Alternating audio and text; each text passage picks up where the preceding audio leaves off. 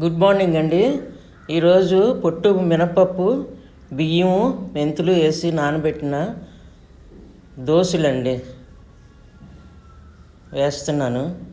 దాంట్లోకి టమాటా, పచ్చిమిర్చి, జీలకర్ర, పల్లీలు వేపేసి చట్నీ చేశాను.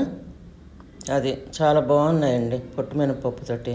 ఎప్పుడు మామూలుగా గుండు మినపప్పు వేస్తాను, ఈసారి పొట్టు మినపప్పు వేసాను. బాగా వచ్చేసాయి, స్మూత్గా ఉన్నాయి.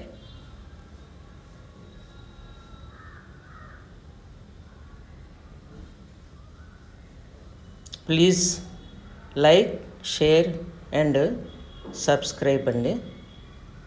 Thank you very much.